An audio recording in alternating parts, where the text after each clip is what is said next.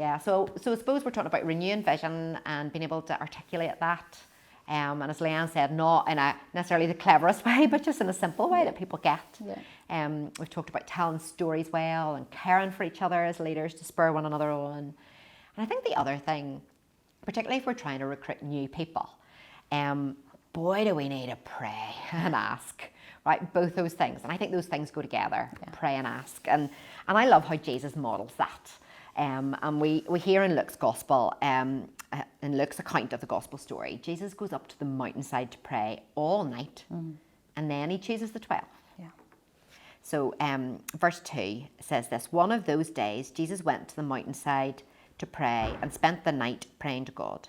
When morning came, he called his disciples to him and chose 12 of them, whom he appointed apostles. So he went up to the mountainside, he prayed all night, and then he appointed them. And there's a couple of things I noticed about that. He chose from those he already knew. He already had relationship. It was a personal ask, wasn't just a random ask. And I wonder, who in our church do we not know well enough to know what we can ask them? And do we need to spend some time getting to know people to know that we can make that personal ask? And what I love is that we don't see Jesus pleading here. He calls. When Leanne and I were chatting about this earlier on in the week, Leanne used a great phrase that I love, and I'd love to claim it as mine, but it wasn't mine, it was yours, that it's not a plea, it's a privilege. Tell us a wee bit more about that. Yeah, so I was watching, it was Vineyard actually, we were doing a conference a couple of weeks ago called It Takes a Village, and it was around children's and family ministry.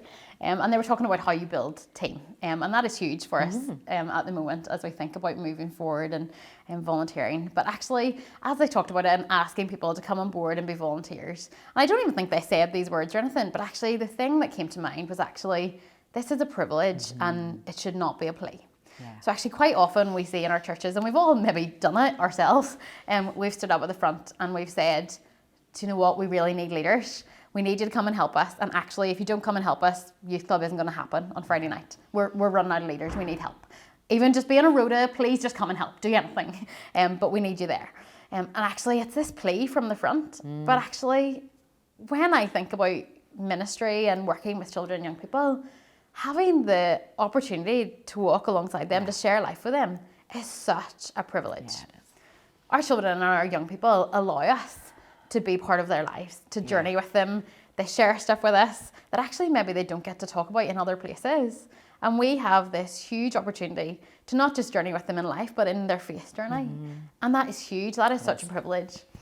So actually, I wonder, even in our language and how we talk about it, instead of it being a plea from the front, what if it was a, guess what, congregation, you have an incredible opportunity this week to come be a part of the lives of our children and young people in our ministry. You want to see what happens there. Yeah.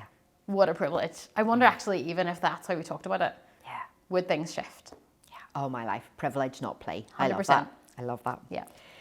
And I suppose I wonder, do we need to make our ask clear and accessible? So we need to make it really clear what we're asking of people. So what kind of level of responsibility are we asking? Are we looking for a leader in charge? Are we looking for a time-to-time volunteer? What's our time commitment? I also wonder, do we need to offer a bit of a trial run? Make it clear that people aren't tied in for life.